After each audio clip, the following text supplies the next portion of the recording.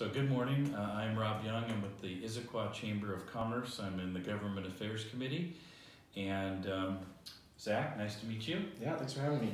And thanks for coming. The Greater Issaquah Chamber of Commerce is the catalyst for business growth and the convener of leaders and influencers and the champion for business growth on the East Side.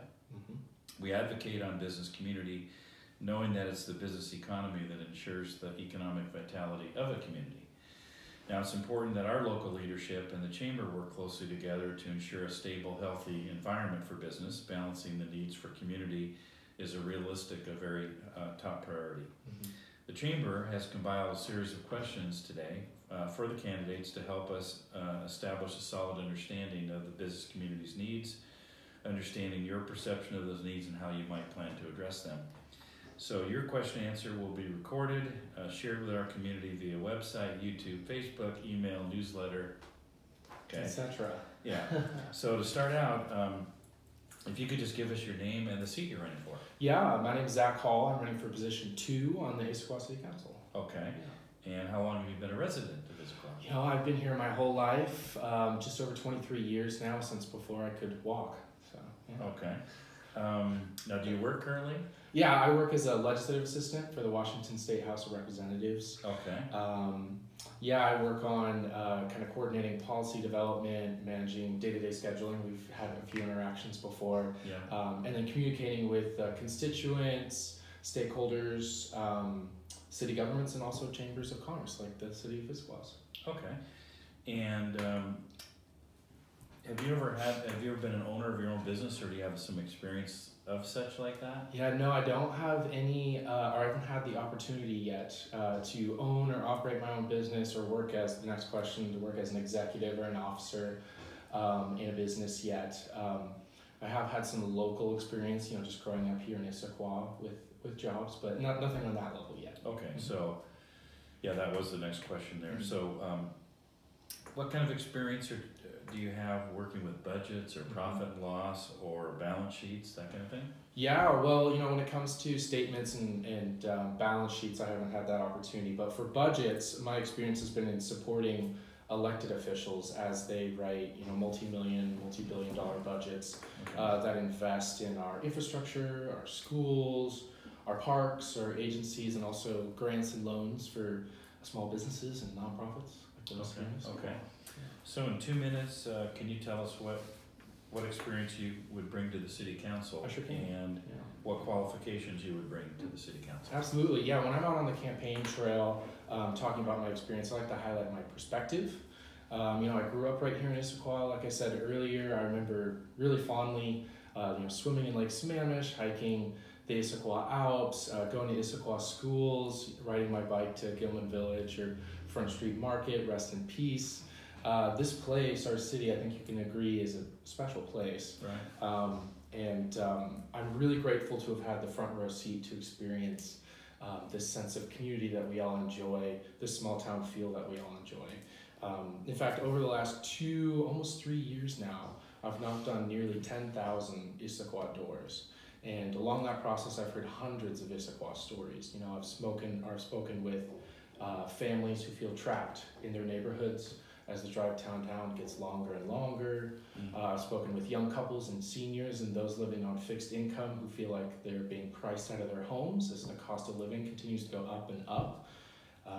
I got in this race because Issaquah needs forward-thinking, community-minded leadership to address the needs of residents today and in the future.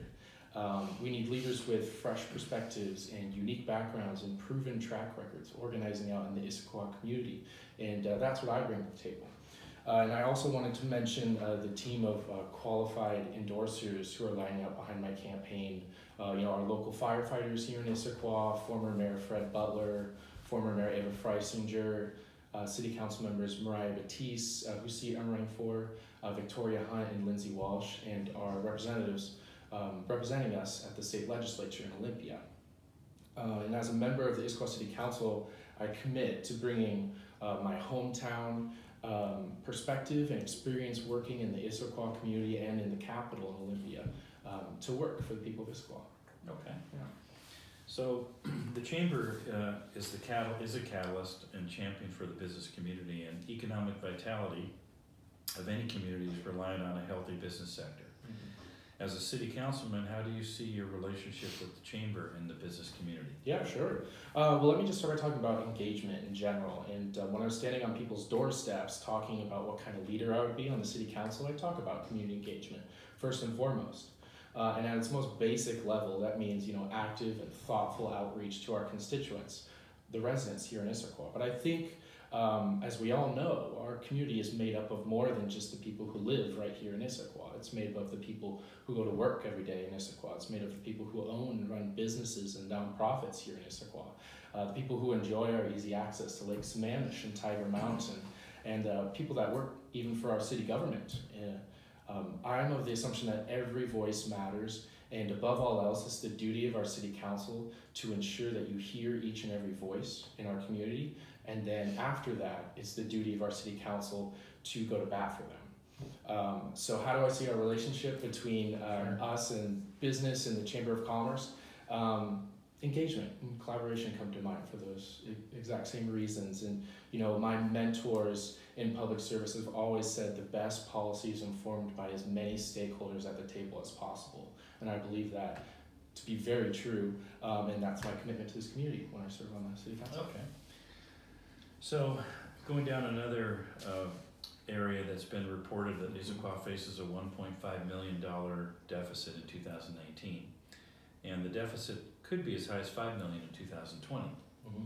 So economic indicators show a slowing of the economy, and we have a number of businesses that are closing or moving out of the area that apparently have doubled in 2019 versus 2018. Mm. So these are serious challenges that face City Council. What are your plans to balance the budget, and please include your position on B&O taxes? Yeah, of course. At a recent City Council meeting, the finance director told a story. Last year in 2018, the city collected $342 in revenues from the little toy grabber machine outside Fred Meyer. Little crane goes down, grabs a teddy bear, gives it to the kid, 2 quarters or something like that. Yet revenue assumptions built into this year's budget actually assumed that we would make $18,000 in revenue off of that machine. And so this is kind of my way of actually just thanking the mayor and the city staff for finally lifting the fog that's been around the city budget and the city finances for a while, for far too long. And it's certainly become clear that the city doesn't have the revenue it needs to continue the level of service that the people of Issaquah have come to expect. And with that comes important conversations that need to be had with the broader community, our residents, our business owners, our workers, and our nonprofits who could potentially step up to help us with services. What revenue alternatives are available to us, and what services can be trimmed back without causing harm to the community? And also, let me just start by saying, during my listening tour, I met with many business owners here in Issaquah who warned me against relying too heavily on B&O tax rates to remedy the situation. Mm-hmm. And I agree with that. At a time where we need to be encouraging economic growth here in Issaquah, I would need to see much more data to show me this is a practical path to move forward to get us out of this situation. So it's certainly a factor, it's just not the factor. I think the city needs to explore reforms where we're out of the ordinary, like our utility tax rates, things like water, sewer, and stormwater. Anything we can do really to reduce our city's dependence on sales tax revenues, which is certainly out of the ordinary for a city our size and in this region. Mm-hmm. And we need to continue to look for opportunities for savings this year and in the future years as well. So as a member of the City Council, I look forward to seeing what city staff brings, what information they bring to us, and making the best decision that's right for the whole community, taking into account our residents, our businesses, everyone. Okay. Yeah. So the TIP, which has been a top priority for council this year, knowing the transportation plan is a regional concern, and the recent ruling against Sound Transit card tap fees and our current budget concerns, where would you rate our priority on the TIP in 2020, mm-hmm. and what results would you personally like to see from TIP? Yeah, in understanding taking a step back, understanding that we may need to adjust the scope and timeline of our projects here in Issaquah, I think it's really more important than ever to prioritize our mobility in and around town in upcoming years. And that's whether you're in a car, whether you're on a bus, whether you're riding your bike, or whether you're on foot. And as we re-examine our TIP, our TIP, our Transportation Improvement Project, and prepare to submit a new plan to the state per state law, I think it's important for the city to present a plan through the lens of our budgetary concerns, but also our greatest need in the community in prioritizing those greatest needs. So how and where can we scale back, and at what cost to project quality are important questions. Same with what are the community's priority projects, and community engagement plays such a huge role in that. Whether those community-specific promises, like the Providence Point Signal, or the over where I live in the South Cove neighborhood, the Pinch Point, where it's a really dangerous stretch of road on Northwest Sammamish Road, or whether we're investing in opportunities that benefit our entire community. And outside the TIP, we also need to look for opportunities in the region where Issaquah can benefit for little to no cost as well. And that's why I've suggested that the city of Issaquah should really engage our Southeast King County partners, our cities, and our chambers of commerce in the area to form an interlocal agreement and identify the key projects in the region that would benefit the whole travelshed, that would help alleviate traffic spots or traffic hotspots in the whole area. And as a legislative assistant working down in Olympia, I've seen this model successfully work. Just last year, a group of Southeast King County cities and chambers of commerce, CLTC, which I think Issaquah was a part of, lobbied the state legislature to secure funding for the widening of Highway 18, which will no doubt have a massive impact for the city of Issaquah in a very good way. So I think that we can really build on that progress by leading with the Southeast King County cities, looking at streets like Issaquah Hobart Road, Issaquah Falls City Road, state routes like SR 900 and SR 169, and then also the county roads that connect our cities, because we can do whatever we want to improve our cities and our state roads, but if county roads don't also keep up with uptick, we have these bottlenecks and it doesn't do anything. So yeah, projects that benefit us all and would certainly help eliminate or at least decrease pass-through traffic here in Issaquah. Yeah. Okay. So what is your perception of the permitting process in Issaquah, and how do you see how it can be improved? Yeah, well, my understanding of the permitting process here in Issaquah is that it's flawed. I heard time and time again on my listening tour with business owners that our city's permitting system for brick and mortar construction and renovations is tedious and just takes too long. And as we know, for businesses, time is money. More time spent navigating the tunnels of the permitting maze means less time investing in your business's growth or your ribbon cutting potential, ribbon cutting capital. And as a city council member, I'll be asking city staff to look into how we can cut through that maze by working on better efficiency and better customer service with our businesses. And look, this is also another situation where it'd be more helpful to have businesses, to have the chamber at the table alongside everyone else during policymaking, for sure. Gotcha. Okay. So the state is evaluating changes to overtime rules. L&I's current proposal is to increase the threshold of executives, administrators, professionals who earn over $23,660, which is the federal guideline, and $13,000, which is state guideline. And the state is actually working on improving or increasing it to $80,000 by 2026. That's the proposal, yeah. Does business support an increase to the threshold, given it hasn't been increased for quite a while? And if so, what would they recommend? Yeah, well, let's start by just backing up a little bit so your viewers have a better understanding of what's actually going on here. The current overtime wage standards in Washington State are inadequate. They're unacceptable. Between the 30s and the 70s, the 1930s and 1970s, 60% of all salaried workers were given overtime pay for overtime work. And that number is down to just 7% today. And that's not a rounding error, that can fit on two hands. So that 53% gap means people are being asked to work more, to work longer hours, and spend less time with their families and their friends, and with no added benefit to their own pocketbook.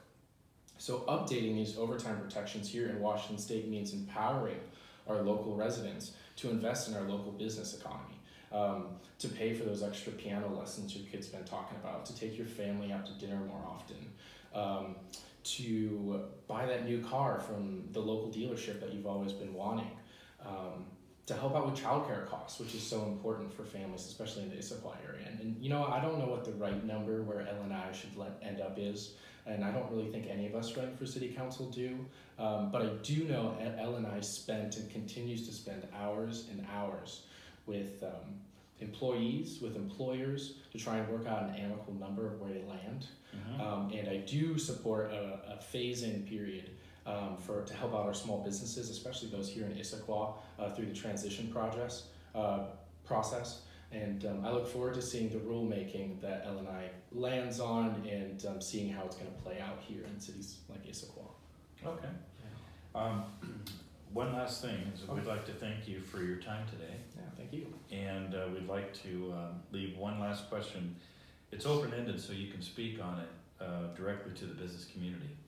And if you were elected to the city council, please tell our business community what you would do to support business and ensure their economic vitality. Yeah, thank you for the question. And I'll be brief too, but let me just reiterate what I mentioned earlier too. A city council that actively and thoughtfully reaches out into the community isn't just learning, which they are.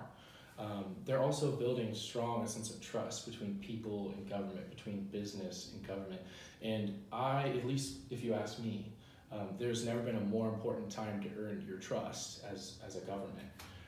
And I'm honored to be endorsed by our local firefighters, our former mayors, city council members, state legislators, and business owners alike. And they know what I know: a city thrives when everyone has a seat at the table, including our businesses, when every voice is heard, when unique perspectives are involved in policy making. I mean, that's the whole premise of my campaign. The unique backgrounds and unique perspectives make for better policy. And that also means that we need to involve more people that have unique perspectives and unique backgrounds. So I will be absolutely looking to find every avenue I can to bring more voices to the table for policy development here in Issaquah. You know, I also just want to thank the Greater Issaquah Chamber of Commerce for doing this. Thank you very much. And if you have any more questions, or if you're interested, please visit my website at electzachhall.com. That's with an H, Z-A-C-H.